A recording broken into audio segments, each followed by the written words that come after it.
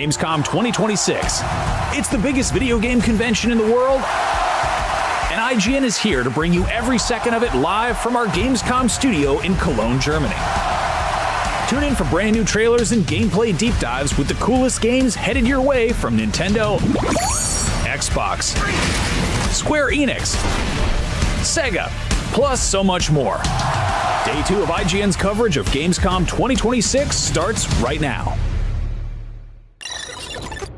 Einen wunderschönen guten Morgen und willkommen zurück im Gamescom-Studio 2026, powered by IGN. Es ist Donnerstag und das bedeutet, die Hallen werden sich heute füllen und wir haben ein wundervolles Programm für euch vorbereitet. Heute sprechen wir zum Beispiel über die neue Erweiterung von Anno, über Lego Batmans neuen DLC und über das, was ich mich am meisten drüber freue, Control Resonant. Also bleibt am besten gleich dran. Ich gebe ab in die Hallen. Hi guys, I'm here with Joel and we're going to talk about Dune Awakening, and if you think we've had this talk before, you're actually right. We had this talk last year. Yeah, I remember. We met on stage. But it was about the PC version, and now we're talking about the console version. We're not going to say it's going to be the greatest game in the world, but it has a ton more stuff to offer, right? It is the best version of Dune Awakening. Yeah. That I can definitely say without a doubt. People that were waiting for the console version, what are they getting? Oh, well, I mean, fully optimized game for consoles, right? So running on PlayStation 5, you've got performance mode, you've got quality mode. Game runs great at 60 FPS, runs really well, plays great. We've made changes to, obviously, haptics. Haptic controllers is a big one. Nothing like slow blading that bastard through his shield and just feeling it as you push that button. We've done a lot with that, like vibrations, sandworms. When you're walking on the sand, you feel the sandworm coming, right? The sandworm coming. Yeah, so lots of stuff like that. And then we have a full single-player mode in the game now, which we didn't have last year on PC. So, console gamers get all of that goodness in the patch and when the game comes out on September 22nd. And I have an honest question, and I hope there will be an honest answer. There's PR people around us. Hopefully they're not listening. People have been, I've been scanning the threads on Reddit and everywhere. It's always a bad idea. Yeah, Makes you feel bad I know. Also about myself. The thing is that people were discussing the alternate timeline a lot. Yes. And I'm pretty sure that this was also on your mind because there's a cinematic universe also. But how did that change your approach to the overall game? Yeah, so I mean, well, that was kind of the key moment, right? Like we were working with Legendary, we're making a game in the Dune universe, they were building films, and we weren't sure, A, when we were going to come out in relationship to where their films were going to come out, but also how much creative freedom we could have with the story if Denis wanted to tell the story his way, right? So there was a moment, it just clicked for me, and I said, hey, what if Paul was never born? Because that creates a fantastic alternate scenario, right? Yeah. It's one of the big things, and it also makes sense in a game that, you know, if you know who's going to win, Paul Atreides, you're always going to try to do what Paul Atreides wants. So we wanted to create that open landscape. So I think that it really changed everything. It changed the way we thought about the alt universe. It allows us to tell our own super cool story that people don't know what's going to happen in, right? And I think that's really interesting. Especially these people that haven't read the books. Oh. And let me tell you, there's a lot more coming. Yeah. Yeah. How far, or let's say, how much can people actually influence the Harkonnen and Atreides conflict, or war, if you want to call it war, but the conflict, how much influence does people actually have to change the outcome? Oh, well, you don't change the outcome so much as you join a side. You become friends with, so you can meet Fade Raltha Harkonnen, or you can meet Aristae Atreides, and working with those characters, you get more insight into how those great houses work. But the idea is that the player themselves is building their own house on Arrakis as well, their own alternative, and that will come into play a lot in the future of the game as well. Another thing that people were discussing online is how does a second iteration of this game, and let's say bringing it to consoles always gives you the chance to improve things or to change things a little bit, and how does the console version change the experience for, let's say, for the better when it comes to solo gameplay or PvE gameplay? Yeah, so we've added, in the single player mode, we've tried to take the same approach we took with Conan Exiles. So we allow people to access settings. You can change whatever you want, really, how much damage the enemies do, how many resources you harvest per hit. It's basically creative mode if you want to set it up that way. So you can, if you don't have time, you're a dad gamer, you don't have a lot of time, you can change the sliders, make it easy for yourself to get a lot done in a little session, right? And that's kind of the approach. Just give people flexibility and allow them to play the game the way they want. And since PR is busy right now, I'm going to ask you a question about the future. I mean, the Dune universe is so big. There's also a TV show now that is set 1,000 years before the movies. There's this game now. There's a console launch now. And looking ahead, is there still potential for you that you want to explore? Oh yeah, so when we started on this project, I was told it's going to be a 10-year game. You're going to be working on this game for 10 years. So I've made a 10-year narrative. I have 10 years worth of plans. Now, of course, they're not fully fleshed out. They're detailed plans, but they're not very in-depth. And that means we can move things around. So, depending on what the TV show does, depending on how the third movie goes, depending on whether there's a fourth movie, depending on what happens in the future, we're pretty flexible. We're going to have this game running. We're going to have it live for a long time. And we're going to be able to keep working on the universe. And obviously, I have a story I want to tell as well. Guys, Joel, thank you very much. You better play the console version. because that's what I'm going to do now. And you will please advise me because I'm not an expert when it comes to the Juniorverse, but I definitely want to check out the console version. You guys stay tuned for more. Thank you, Joel. See you later. Thank you very much.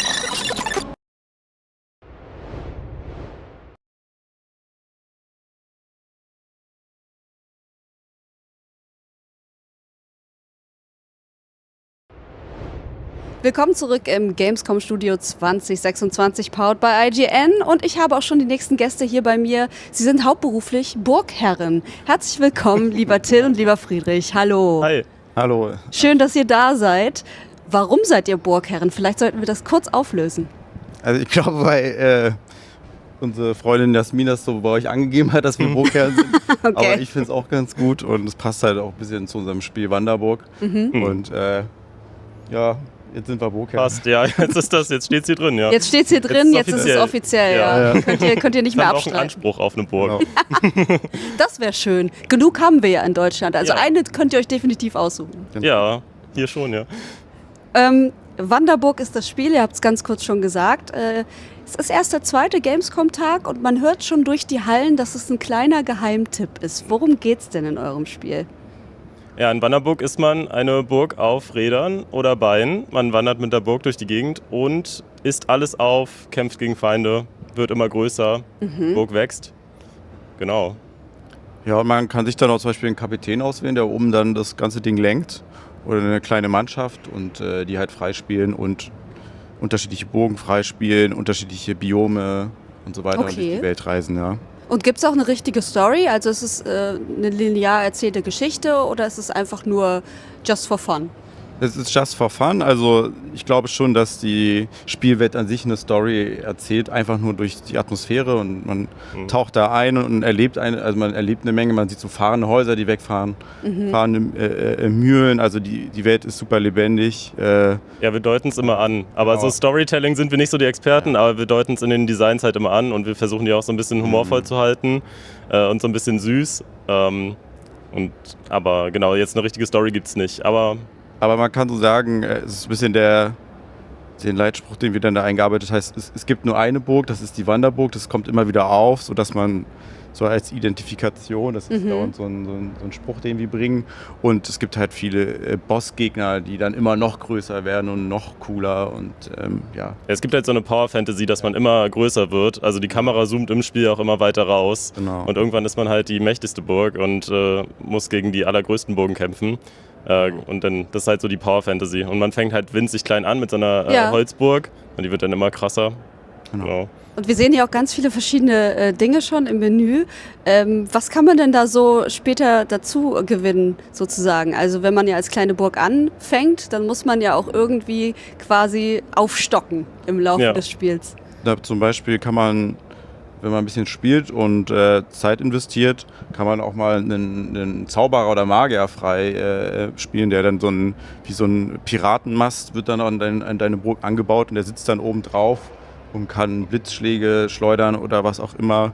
Es gibt halt immer eine Menge Sachen, die man dazu... Ja, wir haben so eine klassische Roguelike-Progression, also du spielst halt immer einen Run und dann, genau, das sind halt so die Menüs, wo man dann halt immer einzelne Upgrades auswählt. Aber du spielst halt immer einen Run und dann, je nachdem, wie gut du bist, kriegst du dann sozusagen Währung und Fortschritt und kannst dir halt neue Sachen anlocken und wir haben auch Missionen, dass man halt bestimmte Sachen machen muss, irgendwie so 50 von diesen fahrenden Mühlen umhauen oder halt Schafe aufessen oder sowas. Und dann gibt es halt neue Burgen, die man freischalten kann. Also die erste hat halt einfach nur Räder, aber wir haben auch eine mit Beinen und wir haben eine mit so, die hat jetzt so Panzerketten, ja genau, ja. Spinnenbeine, Ist ein bisschen gruselig gewesen zwischendurch mit den Spinnenbeinen, aber genau, und dann gibt es halt neue Kapitäne, neue Module, also diese Module packt man dann auf seine Burg rauf und die wachsen dann natürlich auch mit und werden immer krasser und mehr Effekte.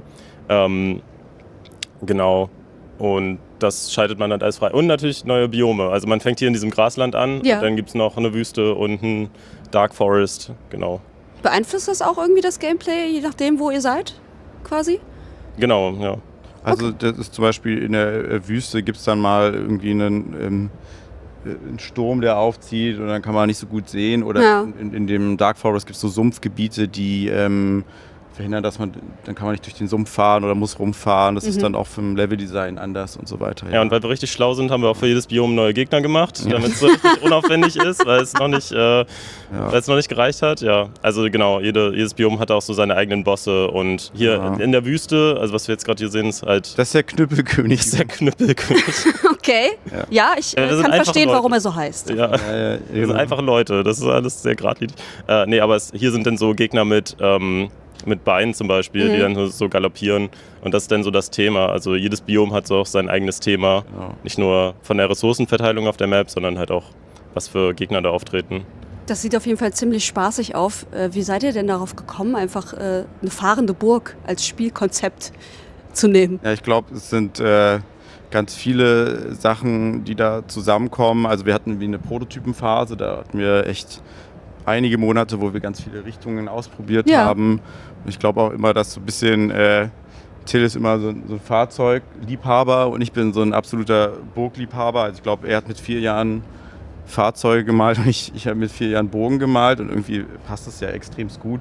Ja. Aber es gibt natürlich unterschiedliche Referenzen. Also ich glaube auch ein laufendes Shelter ist allgemein, kommt glaube ich ganz gut an. Da gibt es auch Spiele wie Reka, wo du ein laufendes Haus hast und so weiter. Ja.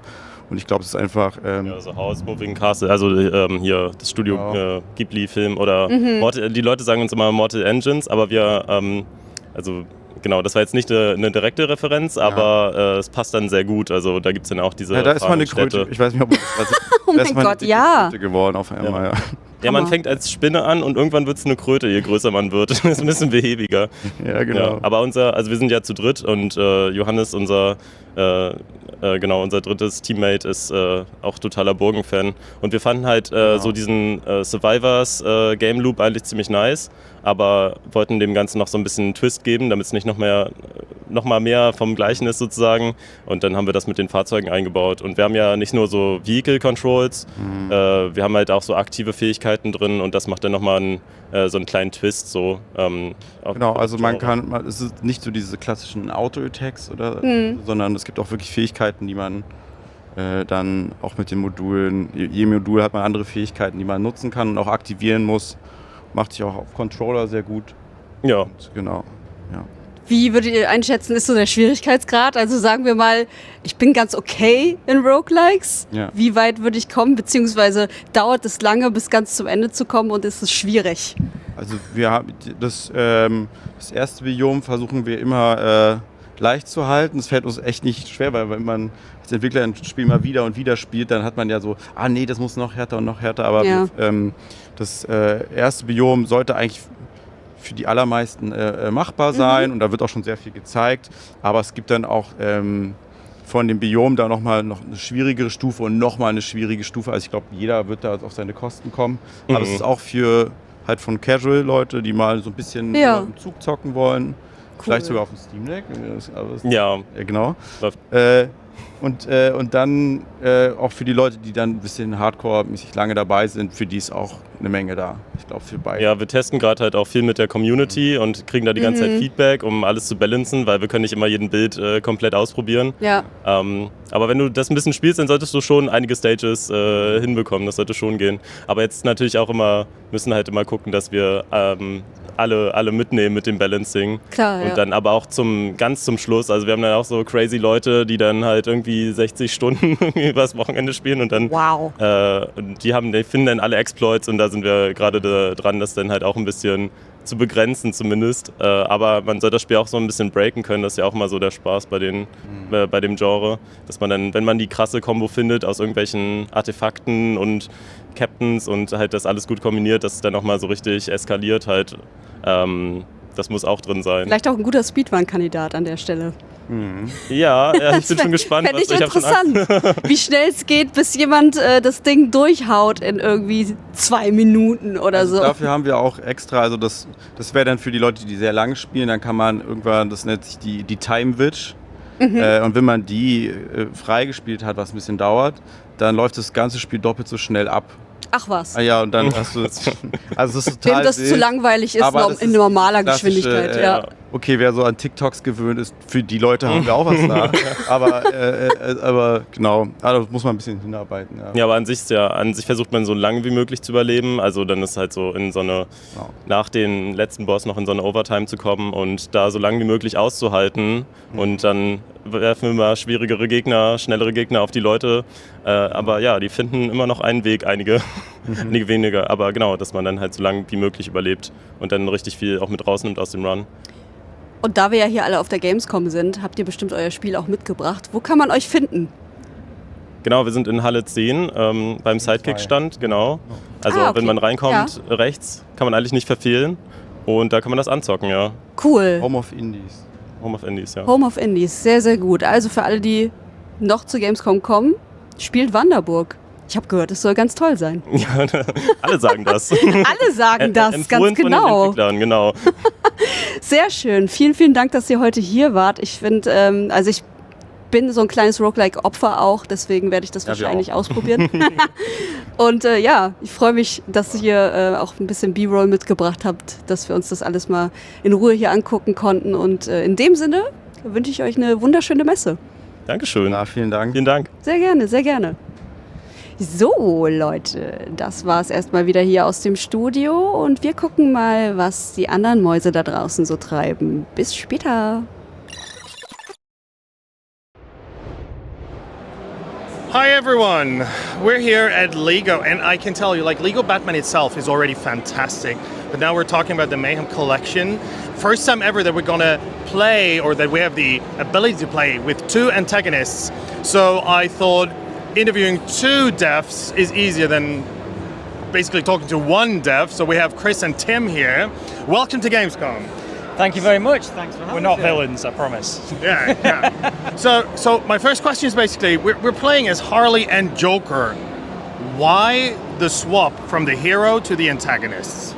Well, the base game of Legacy of the Dark Knight, that tells the story of Batman and the Bat family, and that focuses just on that kind of side of the Batman comics.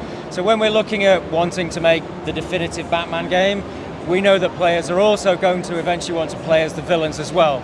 So we were like, well, if we're telling the main story of the Bat family in the base game, then the expansion and this collection that we're launching is a fantastic opportunity for us to play as the bad guys instead now.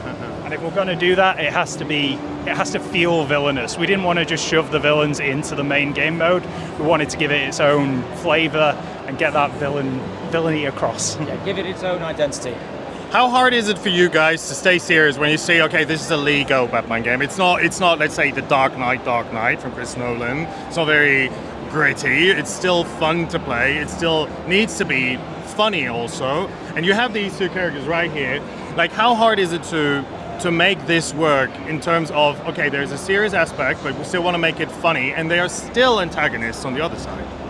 Yeah, definitely. I think really the base game has a more serious Joker to it. In this, because you're taking control of it, we've got a slightly different taste to it. But I mean, Lego itself lends itself to that sort of mischievous mayhem, smashing things, breaking stuff, stealing stuff. It all works within that Lego formula, and the humor of the Joker it's so perfect for it. I mean, the animated series was a huge inspiration on it. The game starts with a 4x3 cutscene of Arkham Asylum. It's just it gels really well with that flavor. Yeah, and I think as well, you know, because of the games that we make, because of the Lego brand, even when we have to address something like being villainous, it's always mischievous. Yeah. It's never mean. It's always slapstick humor. Because Joker and Harley are having a great fun time, and you're now playing as these characters. So we always look at it from a point of view of what is fun, funny, and cool. Like, what is silly. So even though sometimes, you know, the themes we approach might be, you know, fairly dark, we always look at it through the lens of what we make in terms of our Lego games from TT Games. And we often find that it is quite easy for us to turn something very silly and slapstick straight away. When it comes to gameplay, I already saw that you can also play this in co-op mode.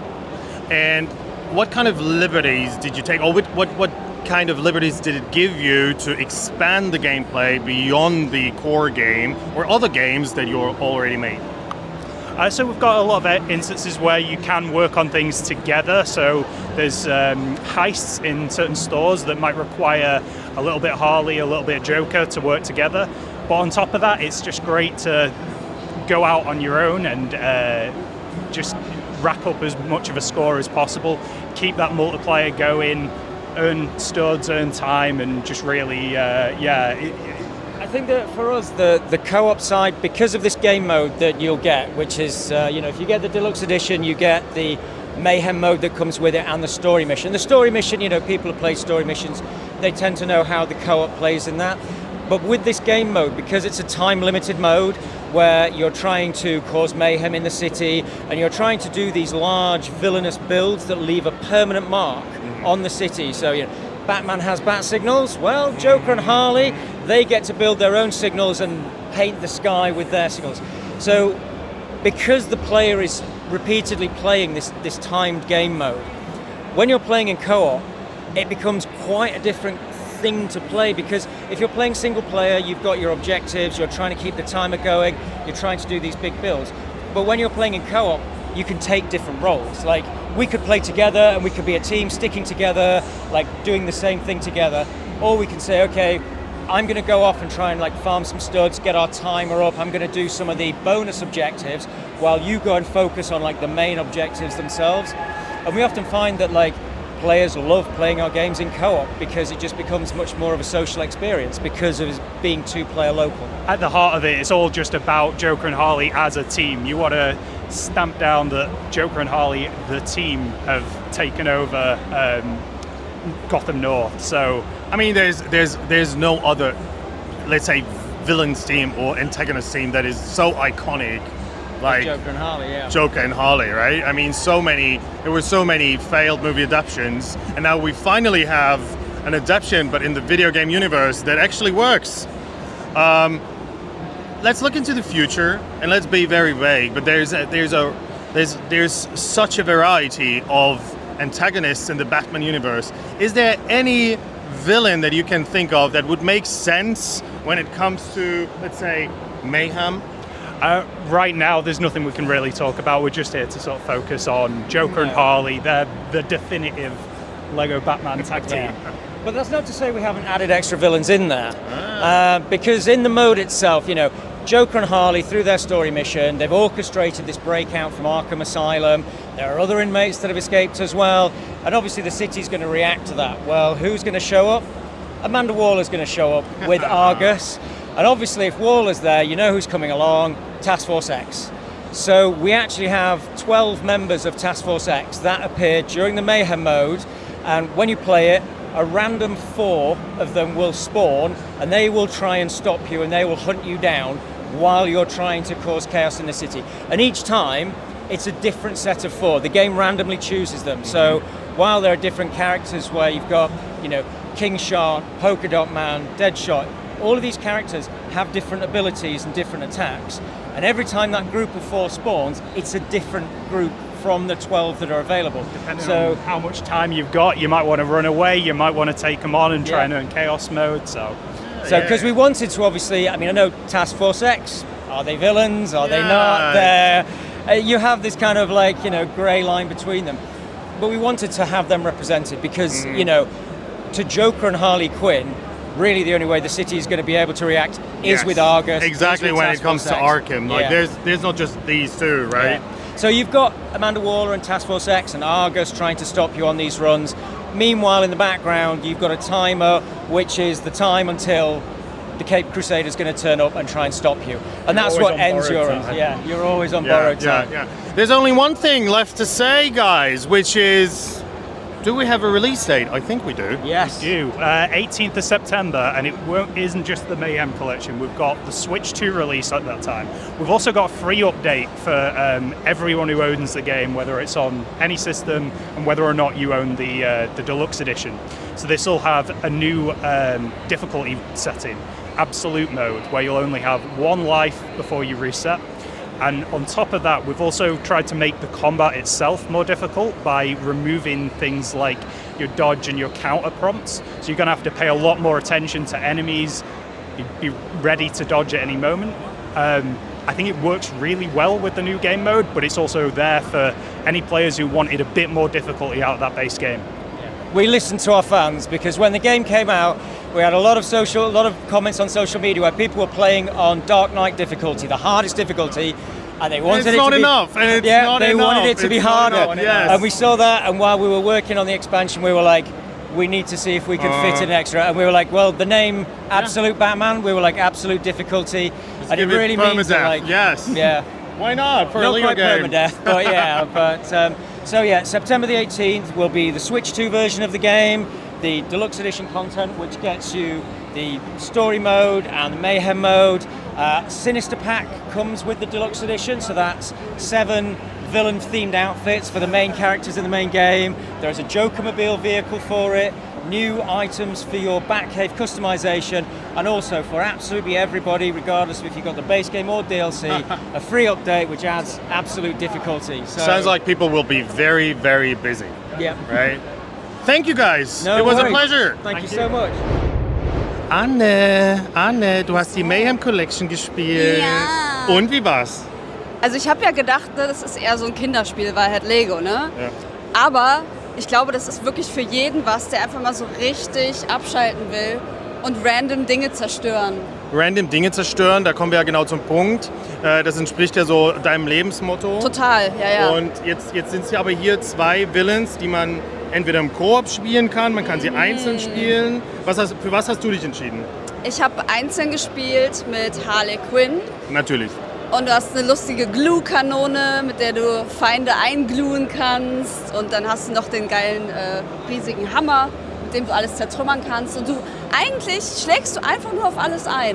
Und es ist total entspannt. Du musst halt dementsprechend viele Punkte sammeln. Es gibt auch einen Counter. Nach einer bestimmten Zeit kommen auch dann irgendwelche Helden und versuchen dich aufzuhalten. Ganz am Ende kamen, glaube ich, Batman und Robin sogar vorbei. Und die musst du dann halt verprügeln. Alles innerhalb so einem bestimmten Zeitrahmen. Wie fandest du denn, wir sprechen ja, wir sagen immer bei Lego, da ist ja immer so doch noch ein gewisser Charme, Humor ist ja drin, das ist ja alles nicht so düster voll. und dunkel. Ich sage immer, das ist jetzt kein Chris Nolan Batman-Film, sondern es ist eher so das Gegenteil.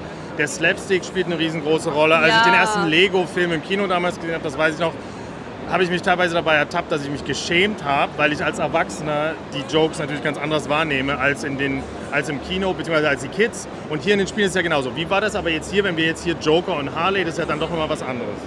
Ja, doch, die sind auch schon lustig drauf. Ja? Ich habe jetzt nicht so viel mitgekriegt, weil es natürlich auch sehr laut ist hier drumherum. Aber die reißen schon auch ihre Sprüche. Also es integriert sich sehr gut in das schon vorhandene Batman-Spiel. Das kann man auf jeden Fall sagen. Geil, ich hab Bock. Und sie haben ja auch gesagt, da kommt so viel Content, gerade das Update, Deluxe Edition lohnt sich, mit so vielen Modi. Und dann sind es ja auch nicht nur die 2 Bösewichte, weil Arkham und so weiter, da wissen wir, da gibt es ja noch ein bisschen mehr. Ja. Und der Mayhem-Mode und so weiter. Also ich finde es geil, ich finde es wirklich schön. Ich finde es auch total schön. Ich finde, das hat wirklich was so auf die Couch setzen, einen Kumpel schnappen und dann einfach zusammen ein bisschen entspannen. Bei Crash Bandicoot war das Coolste eigentlich auch immer Kisten zerstören. Kaputt machen, ja. Einfach zerstören oder zerquetschen. Ja, eben. Passt. Und das ist halt das komplette Spielprinzip von diesem DLC und ich feiere das sehr. Anne, ich bin glücklich, wenn du glücklich bist. Oh, das ist so süß von dir. Und ich glaube, am glücklichsten bist du, wenn der DLC am 18. September, also schon sehr bald rauskommt. Sehr, sehr bald, geil, ja, geil. auf jeden Fall. Zurück zu euch. Ich bin gekommen, um euch ins alte Rom mitzunehmen. Ich hoffe, ihr habt Lust auf diese kleine Reise, denn bei mir ist heute der gute Manuel. Hallo Manuel. Hallo, hallo. Du kümmerst dich um Anno Pax Romana. Genau so ist es, ja. Schön, dass du da bist. Bevor ich dich jetzt zum neuen DLC ausquetsche, würde ich dann doch ganz gerne wissen, ihr habt Anno released vor einem Jahr ungefähr, kann das sein? Letzten Jahr im November kam es raus, Ja, genau. okay. Wie läuft es denn so bisher? Wie ist so das Feedback? Ganz gut, wir freuen uns. Wir sehen immer mehr Spieler kommen zum Spiel. Es verkauft sich sehr gut, was toll ist. Und wir sehen auch, wie viel Spaß die Leute haben. Und jetzt sind wir gerade in der Phase, wo wir Stück für Stück das Spiel weiter ausbauen. Gerade letzte Woche haben wir zum Beispiel das Hippodrom released. Da konnte man ein Riesenmonument bauen und Pferderennen abhalten. Und so sind wir jetzt Stück für Stück das Spiel weiter am Formen, zusammen mit der Community auch. Okay, und dann habt ihr jetzt natürlich einen neuen DLC noch in Planung, das Erwachen des Deltas. Genau, so ist es. Ist das ein großes Package oder ist das auch wieder so, wie es beim Hippodrom zum Beispiel war, ein Monument, das halt einen neuen Aspekt mit reinbringt? Ja, und das kann man so eigentlich gar nicht vergleichen. Der neue DLC wird wirklich riesengroß sein. Das ist die größte Erweiterung für dieses Jahr und wird wirklich auch maßgeblich das Spiel dann prägen oder verändern, weil es einfach so viel Content gibt und neue Warenketten, neue Bevölkerungsstufen, eine neue Provinz, in der ihr spielen könnt. Also ein richtig großes Paket. Okay, können wir da vielleicht ein bisschen genauer eingehen? Ich würde am liebsten eigentlich gerne mit der Provinz anfangen. Was hat es damit auf sich? Genau, also die Reise geht jetzt dann in den Südosten des Empires und dort gibt es eine neue Provinz, die nennen wir Ägyptus. Die ist inspiriert von Ägypten und das heißt viel Sand, viel Sonne und es gibt einen Fluss, der sowohl das Land geprägt hat, als auch die Menschen dort. Okay, heißt dieser Fluss zufällig Nilus? Und das könnt ihr dann später im Spiel rauskriegen, genau. Ah, okay. Und welche neue Möglichkeiten wird es dann in Ägyptus geben? Auch dort wird man wieder Menschen kennenlernen, die dort sind. Und man wird als römischer Statthalter wieder die Option haben, ob man deren Traditionen pflegt und weiterhegt oder ob man den römischen Weg einschlägt. Und es hat dann eine Entwicklung nicht nur auf die Bevölkerung oder wie die aussehen, sondern auch auf deren Bedürfnisse, was sie gerne haben wollen und auf den Look der Gebäude, der ganzen Welt. Und natürlich werden auch ein paar, die NPCs darauf reagieren, je nachdem, welche Entscheidungen man dort fällt. Und was gibt es sonst für neue Features? Du meintest ja, es ist ein relativ großes Paket, das größte, was ihr bis jetzt released. Was gibt es sonst Neues zu tun? Zum einen ist es ganz besonders der Fluss. Wenn man an Ägypten denkt, dann denkt man auch an Überflutungen, Überschwemmungen. Das ist ein Feature, das wir einbauen werden. Sondern es wird ein Schwemmland geben, in dem man dann auch spielen muss. Das Segen und Fluch gleichzeitig. Auf der einen Seite ein Fluch oder führt es zu Problemen wie Moskitos oder auch Krankheiten. Ja, da sehen wir gerade. Genau, auch Krankheiten, die da entstehen können. Auch die Produktion geht natürlich in der Flutphase dort runter, aber andererseits auch werden viele Mineralien dann angeschwemmt und der ganze Landabschnitt ist auch extrem fruchtbar. Und als Statthalter kann man mit dem spielen und das dann damit einbauen und wirklich eine tolle Wirtschaft haben und das Reich dann weiterhin zu unterstützen. Und da sieht man das ja ganz schön. Ich bin ja großer Fan von Tieren in Spielen. Ja. Hier sieht man auch ein paar Krokodile, die sich dann natürlich breit machen. Hinten haben wir auch Hippos, wenn du das wollte ich genau gerade sagen. Die Hippos sind natürlich auch sehr wichtig, wenn man an Ägypten denkt. Was kann man mit denen machen? Also ist es zum Beispiel gefährlich, in der Nähe von einem Krokodil anzusiedeln? Nee, die sind mehr so ein kleiner Gimmick. Okay. Anno lebt ja davon, dass man reinzoomen kann, den Aquarium-Effekt, das ein bisschen genießen kann. Und uns ist auch immer ganz wichtig, selbst so eine nicht bebaute Welt soll sich lebendig anfühlen. Drum legen wir da großen Wert darauf. Und was gibt es noch zu entdecken, abseits von dem Fluss, der natürlich sehr wichtig ist für die Landschaft? Es gibt ja ganz viel. Es gibt ganz viel Wüste auch drumherum. Und die Einwohner Ägyptens, die haben immer schon Wege gefunden, mit ihm umzugehen. Und auch das wird man als Spieler dann machen können. Zum einen wird es die Möglichkeit geben, Bewässerungsgräben anzulegen. Oder es wird auch eine sehr besondere Technologie geben, wenn man den römischen Weg einschlägt. Wir bringen nämlich die Norias zurück in Anno. Ah, okay. Kannst du ein bisschen genauer erklären? Ich bin leider ein Anno-Noob, muss ich leider zugeben. Ja. Deswegen für mich einfach. Genau. Ich weiß, die Leute da draußen wissen das, aber für mich. Also die Norias sind riesengroße Wasserräder. Wir sehen jetzt hier eines, das kann man am Flussrand bauen. Und die Römer, die waren ja bekannt dafür, auch große Bauwerke zu erzeugen. Und deshalb auch hier kann man die mit dem Aquäduktsystem kombinieren. Und das ist eine Möglichkeit für dich als Spieler dann eben dieses trockene Land auch fruchtbar zu machen. Wir sehen gleich jetzt hier, wie das Aquädukt das Wasser wirklich tief ins Hinterland führt, in die trockene Zone da, in die wüstenartig ist. Und wenn man dann Zisternen an die Aquädukte dran baut, kann man hier die Landschaft wirklich umformen und fruchtbar machen. Genau.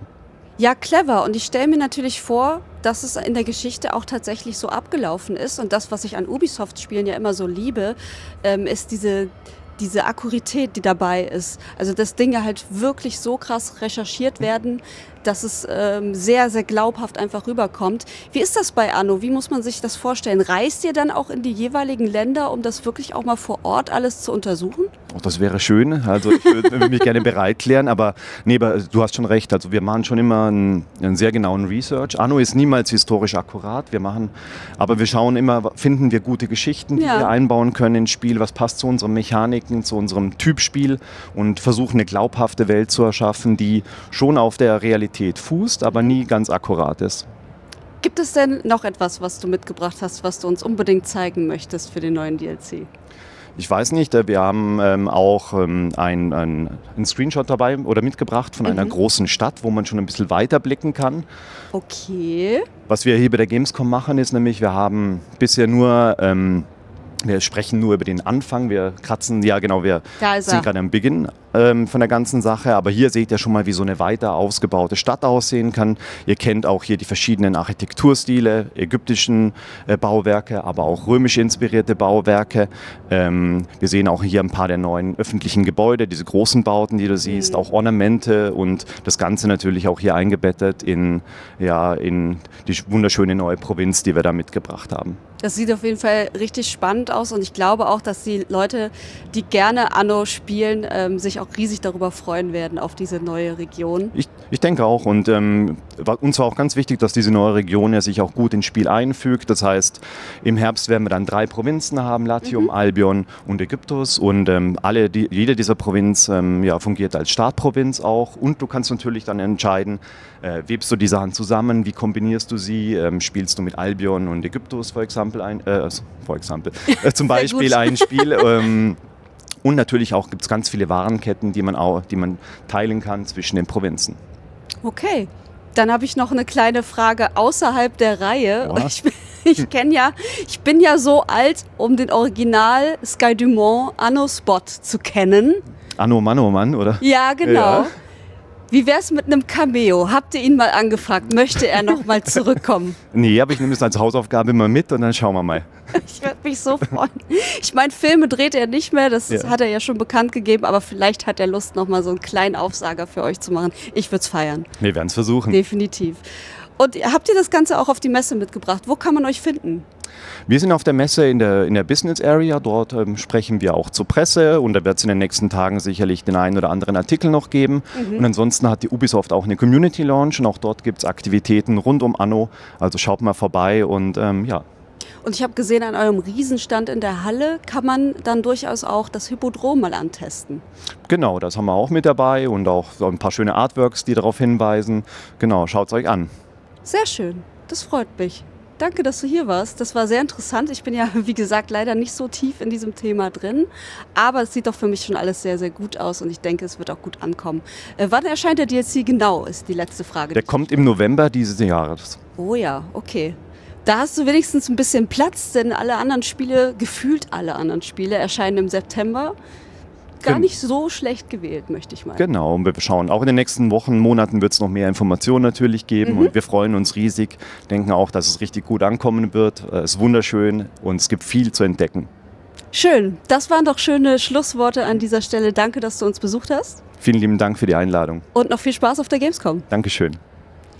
So, das war's hier von uns und Anno und ich gebe weiter ins Feld. Viel Spaß.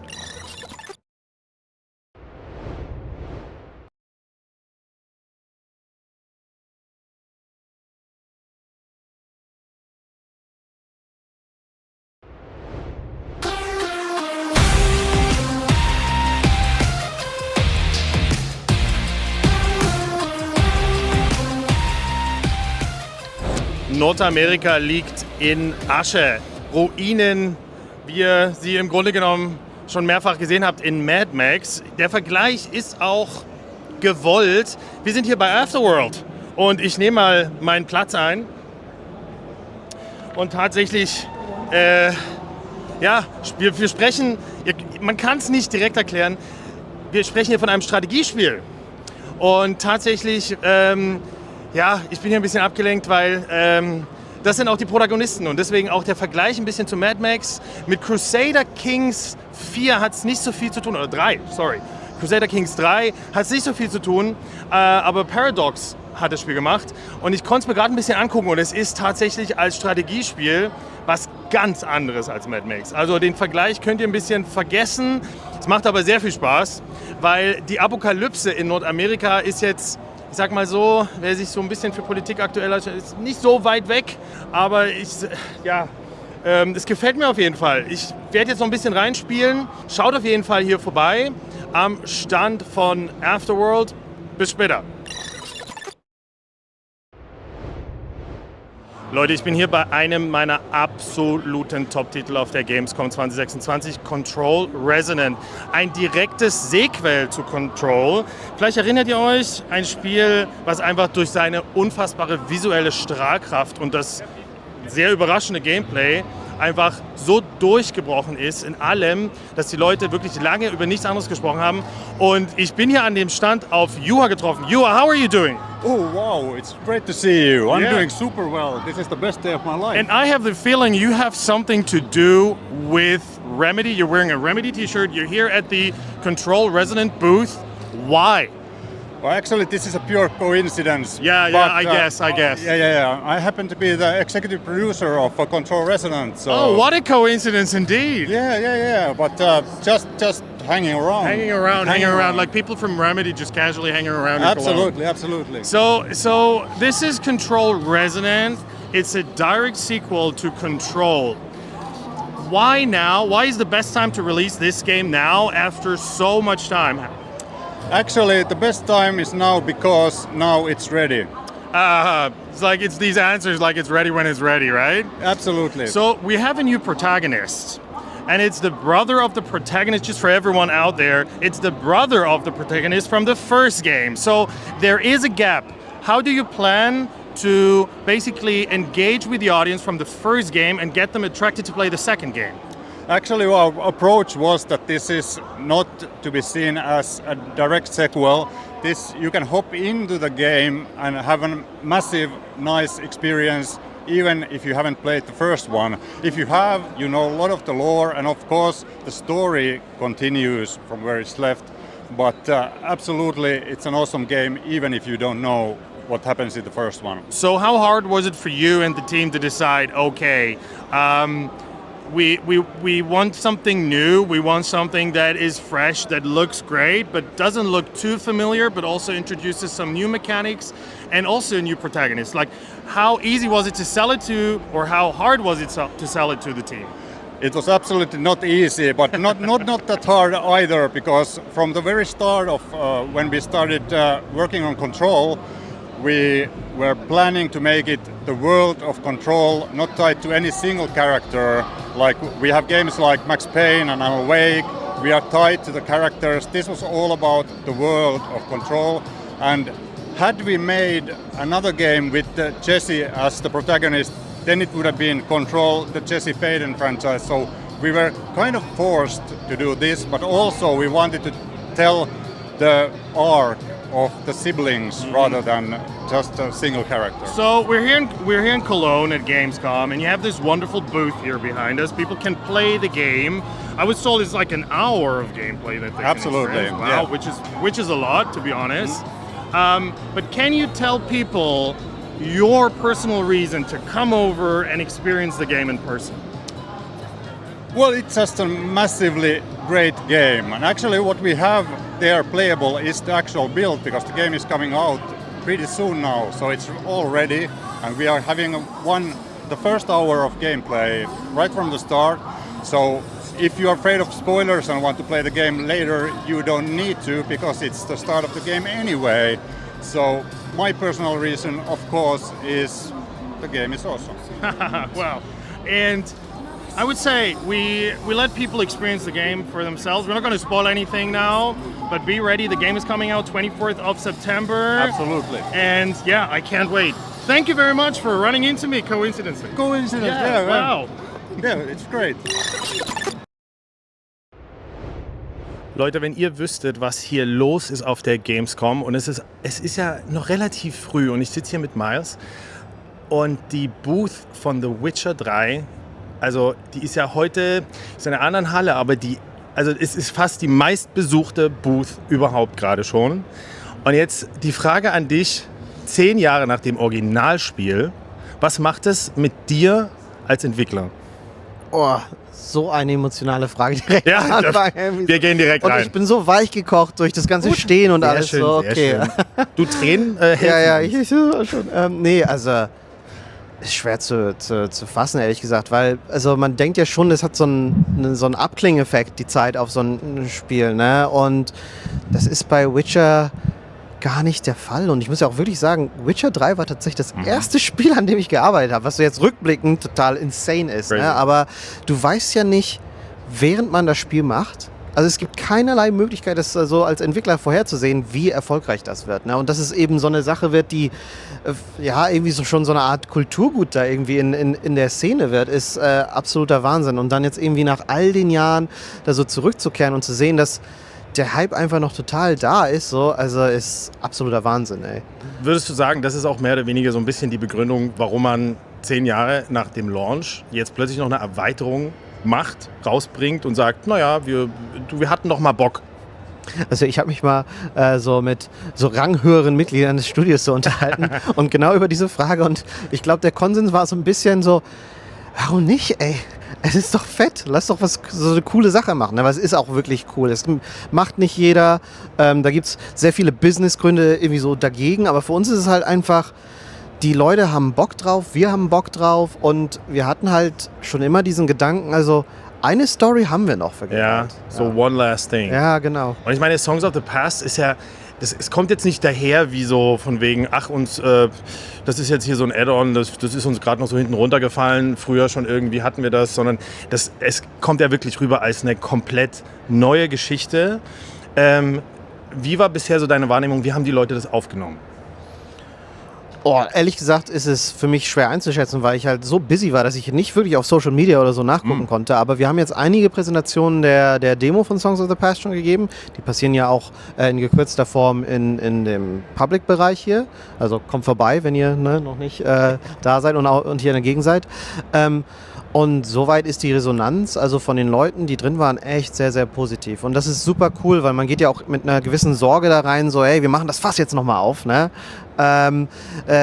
Lohnt sich das? Ne? Finden die Leute das so? Und ich glaube, also wir kommen jetzt Gott sei Dank so die ersten Anzeichen, dass es cool ist. Ich meine, CD Projekt Red ist ja nicht nur bekannt dafür, dass sie das Fass wieder aufmachen, sie machen das sprichwörtliche Fass ja auch noch größer.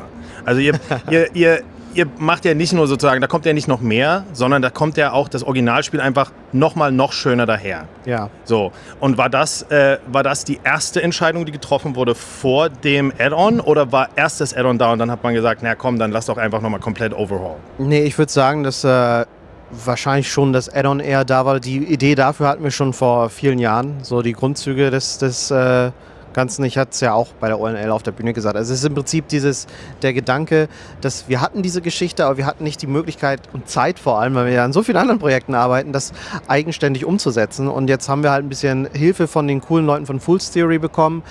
Und es sind nicht mal so einfach andere Leute, sondern einfach ein Großteil davon sind wirklich Leute, die an Witcher 3 damals gearbeitet haben. Also ich habe vorhin Interviews gegeben mit der Carolina, mit der habe ich zusammen an Witcher 3 noch gearbeitet. Das ist super, super cool. Ne? Und also dahingehend ist es schon einfach eine sehr, sehr schöne Sache. Was war denn beim Remaster, wo wir jetzt gerade schon dabei sind, die größte Herausforderung? Also The Witcher 3, wie du ja sagst, das ist ja für viele wirklich so ein Projekt mit viel Herzblut drin, ein Kulturgut für einige. Für andere ist es einfach schon fast eine Religion. Cosplay-Gemeinschaften gibt's, die Konzerte gibt's. Also die Musik löst ja bei vielen auch einfach Wahnsinn. Schon Emotionen aus. Was war denn da die größte Herausforderung, wenn ihr ein Remaster macht, dass man technisch modernisiert, ohne die Atmosphäre irgendwo einzubüßen? Ja, also das ist uns natürlich unheimlich wichtig. Ne? Wir sind uns da auch dieser Verantwortung bewusst, dass halt, sag mal, viele auch einfach zufrieden sind mit dem Spiel, wie es so ist. Ne? Und da jetzt irgendwie den Sprung zu schaffen, das so respektvoll zu erweitern, ist schon eine Sache, wo wir wirklich sehr, sehr viel Wert drauf legen. Aber ich glaube, das lässt sich insofern ganz cool machen, weil die technischen Erweiterungen, die wir machen, die, ich finde, die sind alle recht naheliegend. So Sachen wie, also dadurch, dass das Spiel schon immer einen relativ einzigartigen Artstyle hat, Und ich glaube, das spricht so ein bisschen für diesen Ansatz, dass man nicht nur einfach auf Hyperrealismus geht, sondern einfach auch einen starken Stil für sich hat. Also es ist ja ein stilisiertes Spiel. Dadurch profitiert es irgendwie ganz stark, wenn man eben Sachen macht wie Raytracing hinzufügen und sowas. Ne? Also, und es ist auch nicht einfach nur so, dass wir so Sachen reinschmeißen und sagen, ey, jetzt ist das Feature da, sondern wir tweaken da doch recht viel. Ne? Und wenn wir das Gefühl haben, okay, es passt nicht so, dann müssen wir es halt irgendwie nochmal anpassen. Und letztendlich ist ein weiterer Schritt, wie wir das eben machen, ist zum Beispiel, dass viele der Änderungen, eigentlich fast alle meines Erachtens nach, sind optional. Das heißt, wenn ich jetzt sage, okay, wir haben das Kampfsystem komplett überarbeitet, neues Targeting-System, irgendwie Kamera wurde modifiziert, die Animationen sind verbessert oder so, es gibt neue Finisher. Die meisten Sachen davon lassen sich alle manuell an- und ausschalten. Das heißt, wenn man die alte Version einfach besser fand, weil es geschmacklich einem passt, kann man auch einfach wieder darauf zurückgreifen. Du sprichst ja da auch wirklich einen ganz wichtigen Punkt an. Gab es in Wild Hunt, Hearts of Stone oder auch Blood and Wine, gab es da irgendwas Erzählerisches oder alleine vom Gameplay her, was ihr da nicht ausprobieren konntet oder einfach nicht ausprobiert habt und was ihr jetzt machen könnt? Oh, also ich glaube, ein Punkt, bei dem man sehr viel sieht, dass das Spiel auch, dass die Zeit dass die Uhr sich weitergedreht hat, die Hardware besser geworden ist, so ist halt, wenn man sich speziell Songs of the Past anguckt, die Communities da sind deutlich detaillierter. Also es ist wirklich so, dass in Witcher 3 hat man halt Momente, wo man rumläuft und dann hört man mal ein paar NPCs, die sich irgendwie unterhalten und dann ist es aber schon so auffällig, weil das sind jetzt die sich unterhalten oder sowas. Ne? In Songs of the Past ist das fast an jeder Ecke, finden irgendwelche Gespräche statt, die irgendwie interessante kleine Lore haben oder Hinweise auf das Leben der Menschen da irgendwie geben. Also das hat einfach an Volumen und auch an Komplexität deutlich zugenommen. Die ganze, also mehr als sonst achten wir auf existierende Routieren und Infrastrukturen. Ne? Letten, darüber reden wir tatsächlich gar nicht so viel in den Bereichen, ist bekannt für ein Getränk, das heißt Brarok. Braggot. Und das ist so eine Art Fusion aus Honig und Bier. Und das klingt jetzt erstmal so nebensächlich, aber es spielt für die Leute in Letten eine riesige Rolle. Weil man für diesen Bieranbau braucht man Hopfen, es wird Honig überall angebaut und diese Infrastruktur, es ist für die, also das Hauptinfrastruktur der ganzen Dinge, es ist ein großes Exportgut und alle Leute arbeiten irgendwie an diesem Produkt und selbst die Monster, die wir da haben, wir zeigen die Schwärmer in der Demo als neues Monster, die sind nicht nur aus Spaß da, weil wir dieses Monster haben wollen, sondern es ist ein Monster, das speziell es auf Honig abgesehen hat. Und da zeigt sich halt, wie wir halt so denken, dass wir halt in Ökosystemen und Infrastrukturen denken, wenn wir eben solche Sachen einbauen. Und davon hat man in Songs of the Past eben sehr viel mehr noch. Okay. Ja. Ich meine, eins kann man euch nicht vorwerfen, dass euch sozusagen irgendwo auch die kulturellen Hintergründe nicht irgendwo noch am Herzen liegen würden, weil das, was du gerade beschreibst, ist ja exakt das, dass Leute dazu Parallelen in ihren eigenen Kulturen finden. Also Polen hat ja nicht ohne Grund sowohl die Buchreihe als auch die Spiele als Kulturgut bezeichnet. Ja. Also das kann man ja auch zugeben.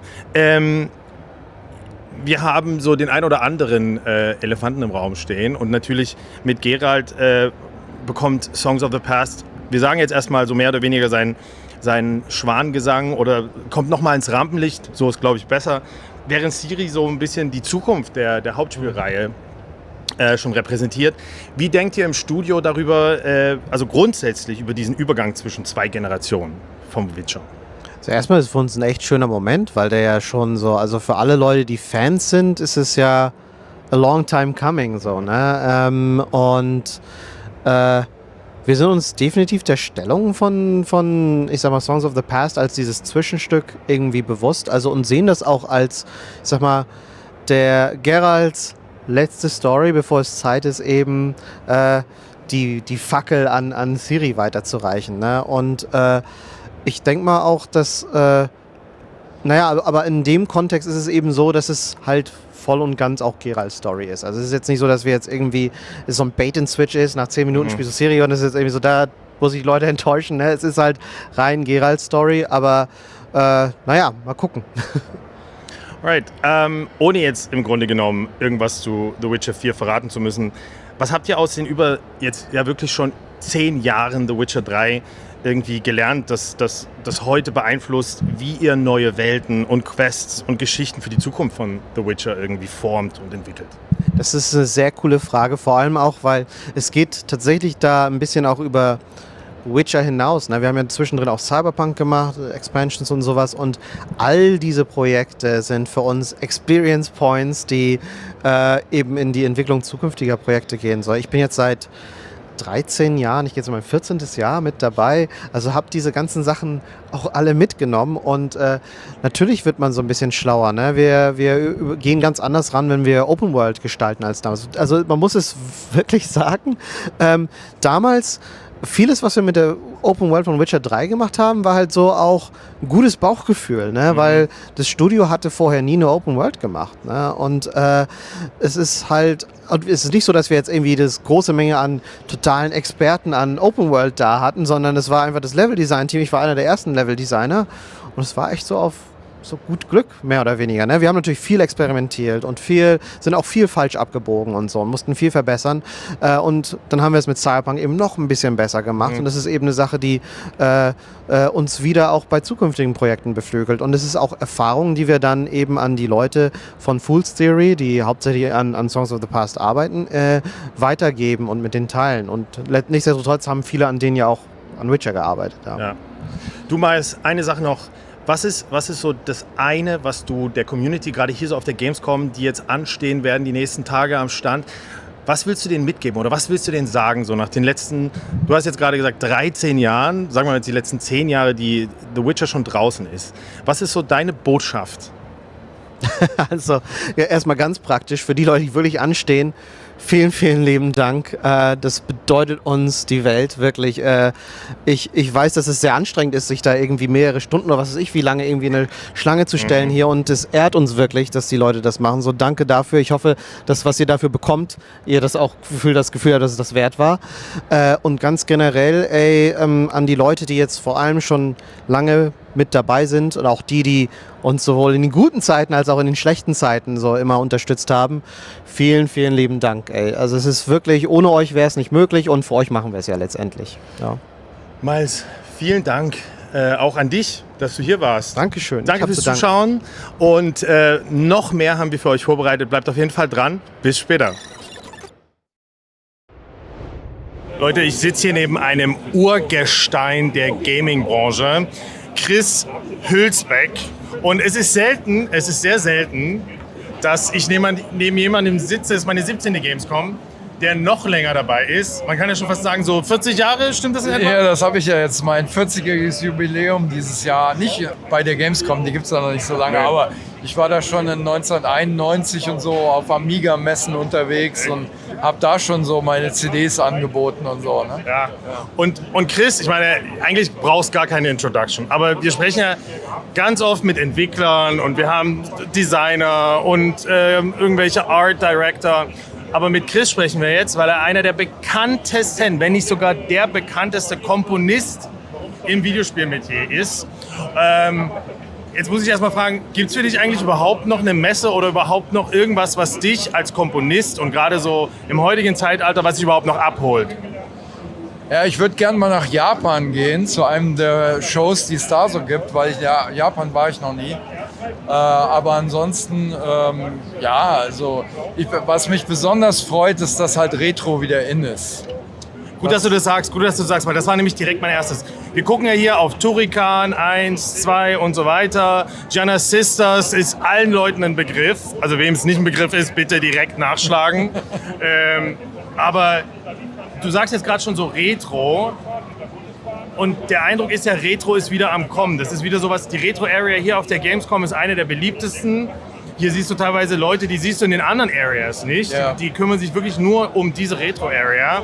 Warum ist es so? Also wie würdest du das begründen? Ich glaube, die frühen Spiele waren einfach ein bisschen simpler zu verstehen und man kann sich einfach mal hinsetzen und entspannen und muss da jetzt nicht irgendwie Tage oder Wochen investieren, um jetzt weiterzukommen im Spiel, sondern man setzt sich einfach hin und hat Spaß. Und jetzt sind ja hier sind ja verschiedene Spielstationen aufgebaut. Wir haben das schon gesehen. Teilweise wirklich, ich will nicht sagen, aus der Vergangenheit, Systeme aus der Vergangenheit, weil viele Leute stürzen sich natürlich auf die neuen Konsolen, ist ganz klar. Aber ist das so ein wholesome, so eine Zeit, wo du dich auch gerne zurückerinnerst, wie du auch gearbeitet hast? Ja klar, ich meine, das hatte seinen eigenen Charme auch. Ne? So diese alten Systeme, die hatten auch Limitierungen mit Soundchips und Samples und was weiß ich nicht alles, aber dadurch, zum Beispiel bei Musik auch, war es halt irgendwie ein besonderer Stil, der da rauskam. Ne? Also gerade so C64-Musik zum Beispiel, da gibt es immer noch Tausende von Fans, die das mögen und dann sogar teilweise in der Szene so neue Sachen machen. Ja. Und du hast schon gerade C64, Amiga genauso, ne? Ja, genau. Da sprechen wir ja von technischen Limitierungen, die zu dem Charme dazugehören, wenn man einen Soundtrack komponiert. Und würdest du eventuell, also ich sage mir immer, dass exakt diese Grenzen im Grunde genommen auch vielleicht so für Entwickler und Komponisten das kreativer gemacht haben oder sie gezwungen haben, kreativer zu arbeiten? Ganz genau. Also damals natürlich hat man immer geschaut, oh, was kann das nächste System? Können wir da noch mehr Stimmen rausholen oder mehr Speicherplatz und dies und das? Aber jetzt, wo halt alles geht, wo man im Prinzip Musik im Studio produziert oder auch Orchester aufnimmt und so weiter, da wünscht man sich dann halt an das Simple zurück. Ne? Das Melodie, Begleitung, ein paar Drums und einen Bass. Und dann hat man da eine coole Sache, die einem im Gehör bleibt und so. Und das hat halt seinen eigenen Charme. Und würdest du sagen, wenn wir jetzt auf die Games so 8-Bit, 16-Bit-Ära gucken, haben die vielleicht irgendwas besser gemacht als die modernen Spiele in dem Kontext? Nee, aber das war halt eben einfach, wie sagt man das, berührbarer. Für jemand, der jetzt auch zum Beispiel dann einen Heimcomputer besessen hat, der hat vielleicht selber auch irgendwie mal was probiert, ein bisschen so ein Basic programmieren oder sonst was. Und da hatte man halt einen direkteren Bezug zu. Während heutzutage mit modernen Computern, Systemen oder sogar dem Handy, wo man da Apps runterladen kann ohne Ende. Und dann ist im Prinzip, es gibt alles, aber man verliert sich halt da drin. Während das damals halt wirklich sowas Besonderes war. So. Ist es eventuell der gleiche Grund, warum solche Melodien, ich meine, das sind ja tatsächlich so Schlüsselmelodien, die viele Leute einfach im Kopf haben. Da hören sie so die ersten 2-3 Sekunden und wissen sofort, wo es her ist. Ja, genau. Janis ist das angesprochen. Genau, Janis ist das Torikan. Da sprechen wir wirklich ja von Melodien, die Leute sofort zuordnen können. Genau, ja. Ist es eventuell auch der gleiche Grund, warum Melodien zu diesen Spielen halt wirklich einfach, selbst 40 Jahre später noch so gut funktionieren? Weil die ja auch wirklich wegen dieser Limitierung so reduziert waren auf das Wesentliche und dann musste man sich halt wirklich darauf einschießen, dass die Melodie was Besonderes ist, weil man konnte es ja nicht ausschmücken mit 100 Instrumenten oder so, sondern es musste halt wirklich, die Tonfolge musste perfekt sein, damit es halt im Gehör bleibt. Du hast ja mal diese eingängigen Melodien, nennen wir sie jetzt mal, genau, ja mal so als dein Markenzeichen benutzt. Genau. Also das ist ja wirklich das, wo Leute wissen, okay, Torikan, Melodie und Chris. Das gehört ja schon zusammen. Wie arbeitest du denn heute? Hat sich irgendwas an deiner Arbeitsweise, 40 Jahre, sagen wir jetzt mal 40 Jahre im Business, hat sich an der Arbeitsweise irgendwas verändert? Ja, also wenn ich ein modernes Spiel vertone, kann ich natürlich jetzt auch wirklich beliebig viele Instrumente benutzen und so weiter und das als wie eine Studioproduktion behandeln. Aber oftmals, wenn ich dann anfange, setze ich mich immer noch hin mit nur einem Klaviersound und spiele dann einfach nur mit der linken Hand so Bass ein bisschen und mit der rechten Hand eine Melodie, um so das wieder einzufangen, dass man halt das ist ja, wie du sagst, mein Markenzeichen, eine eingängige Melodie zu finden. Ja. Und wenn wir haben ja am Anfang schon über diese sagen wir jetzt mal Retrowelle, ja, diese Retrowelle gesprochen. Wenn du dir die anschaust, wo liegt für dich die Grenze zwischen einem authentischen Retro-Spiel und einem modernen Spiel, das nur so, sage ich jetzt mal, nur so aussehen in die Richtung geht? Ja, in die Richtung geht, genau. Naja gut, ich meine, ist natürlich auch super viel Nostalgie dabei, weil man jetzt ein Spiel, was man selber als jüngerer Spieler gespielt hat, wenn man das wiedererlebt nach vielen Jahren, dann hat man da natürlich die ganzen Gefühle, die wiederkommen aus der Zeit auch. Aber es ist auch interessant, Spiele zu machen, die halt den Stil einfangen von einem Retro-Spiel und dann aber was Neues daraus zu stricken. Also das ist auch interessant. Habe ich übrigens auch gemacht. Ich habe jetzt gerade wieder ein Amiga-Spiel vertont, was sogar auf einem Amiga 500 läuft. Das habe ich hier sogar. Das Cabomania ist ein Bomberman-Klon. Und das ist ein Indie-Entwickler, der Fancy Factory, der wollte halt immer mal mit mir zusammenarbeiten. Und dann sind wir uns einig geworden und dann habe ich 7 neue Musikstücke dafür gemacht und die laufen auch auf dem Amiga. Ah, nice. Ich denke immer so darüber nach, Leute, die so lange schon dabei sind. Was ist dein Rat an, sagen wir jetzt mal, Komponisten, Sounddesigner, die jetzt gerade in die Industrie kommen, sagen wir mal so ganz frisch dabei sind, die noch nicht genau wissen, wo sie hinwollen? Was wäre jetzt dein Rat in die Branche? Also heutzutage mit moderner Spielemusik würde ich empfehlen, schon eine Musikausbildung zu machen oder auch zu studieren, wie man eben zum Beispiel vielleicht eine Orchesterpartitur macht und so weiter. Aber auf jeden Fall vielleicht auch sich ansehen, wie die Spiele damals gemacht wurden oder vielleicht mit Trackern auch ein bisschen rumzuprobieren. Moderne Produktionstechniken zu lernen und so weiter und dann natürlich aber auch Networking, also dass man halt wirklich auf die Gamescom geht. Auf die Gamescom geht, auf Game Developer Conferences geht und wirklich die Teams auch kennenlernen und die jungen Teams, die auch kommen, also Indie-Entwickler, ganz wichtig kennenlernen und mit denen zusammenarbeiten und dadurch halt so stetig halt eine Karriere aufzubauen. Ja. So würde ich das machen. Ist, glaube ich, ein sehr guter Rat. Ja. Gutes Schlusswort auch. Vielen Dank, Chris. Vielen, vielen Dank. Es war mir eine Ehre, dich zu treffen. Und ja, für viel mehr noch dazu, bleibt dran. Ciao.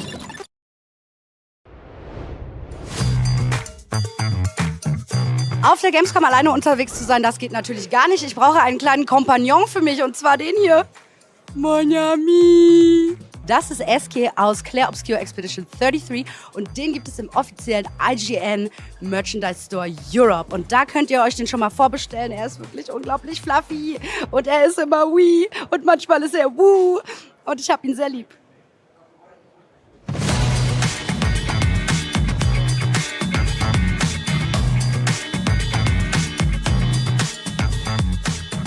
Wir sind hier in der Merch-Halle und hinter mir rastet Sailor Saturn, Sailor Moon, Sailor Sebastian rastet aus. Und das kann ich gut nachvollziehen, denn hier gibt es wirklich alles. Figurines, coole Waffen, geile T-Shirts. Wir zeigen es euch einfach, ihr müsst euch davon selber überzeugen. Mann, Sebastian, komm her. Solltrank! Nein, das zeigen wir nicht im Detail. Obwohl ich es ganz cute finde. Und wo sind denn eigentlich die Boys? Ja, geil. Wollen wir hier wieder stehen vor den nackten Leuten und anmoderieren? Das fände ich toll. Nee. Warum aber nicht? Ich frage mich gerade, wo sind die Boys? Ja, stimmt. Ich sehe nur die Girls. Stimmt, das haben wir doch aus letztem Jahr gelernt. Die nackten Also Boys. immer noch keine Boys dabei. Ja. Dann ist das für mich ja auch kein, also ist kein Deal einfach. Dann gehe ich jetzt auch weg. Finde ich auch. Ah, hier, guck. Ach mein Ist Gott. ein Essential eigentlich Ach mein auch. Gott. Ja. Hier, schau doch. Ich schau. Perfekt. Wir machen hier schnell wie bei Mareike Amado in der Mini-Playlist-Show. Ja. Machen wir schnell das Zauberkugelgeräusch. So hast du den ganzen Tag schon aus, oder nicht? Kann man machen, oder? So ein bisschen? Oder ist auch ein bisschen eng, Eigentlich ist es ganz geil. Ich bin auch innerlich ein Gengar. Überrascht die wenigsten. Gengar Loki ist eigentlich voll der korrekte Typ so. Gengar chillt immer mit allen. Ich gehe jetzt mal wieder zurück in die Zauberkugel, komme gleich wieder. Und dann schauen wir mal, was noch so geht.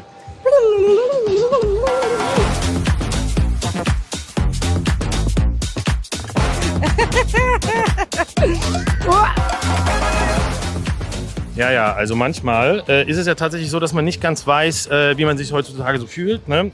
Ich kann auch sagen, manchmal bin ich eher mental so bei Patrick. Ja, fairerweise Gary genau das Gleiche. Also ja, manchmal so, manchmal so. Manchmal geht es mir so wie Shiggy und ich fühle mich einfach so, liege ich so auf meinem Panzer einfach auf dem Rücken und weiß nicht, wie ich hochkomme. Oder ja, Bisasam, No-Brainer. Ja, heute geht es mir eher so. Mir fehlt nur noch der Schmetterling auf der Nase. Aber den suche ich jetzt. Ich kann dir gleich mal einen Klamottenladen zeigen. Nicht immer so abgelenkt sein. Aber ich will shoppen. Ja. Ich zeig dir gleich mal hier den Klamottenladen, den finde ich ganz geil. Schau mal hier. Aha. Ist alles lizenziert, so Cyberpunk, The Witcher. Okay, low-key. Sind schon richtig Cyberpunk, hübsche Sachen das ist dabei. pretty, das ist pretty. Ich kann dir auch zeigen, welches T-Shirt ich mir gestern gegönnt habe. Ja, was hast du dir gestern gegönnt eigentlich? Dieses hier Ah ja. Weil Sie sehen, das hat so Absätze, das ist so abgesetzt Raglan-Look. Und worauf ich immer stehe, ist hinten eine rote Leiste. Das ist immer wichtig. Bei deinem Rücken würde ich das auch so machen. Ne? Yeah, very cute. I love it. Sebastian. Für dich immer noch Sailor Sebastian, okay? Okay. Sailor Sebastian zu Kino. Wir müssen los. Der Livestream geht doch weiter. Die Anne sitzt im Studio und wartet. Komm jetzt bitte. I think I will take it for the Livestream. Yeah, Ach, okay. Ab geht's. Leute, ich weiß, es ist traurig, aber unsere Coverage für heute ist leider vorbei. Die gute Nachricht ist, morgen sind wir wieder da und haben ganz, ganz spannende Themen, wie zum Beispiel Star Wars Galactic Racer, Final Fantasy VII, Revelation und Klatsch. Ich hoffe, ihr schaltet wieder ein. Das war's von meiner Seite. Bis morgen.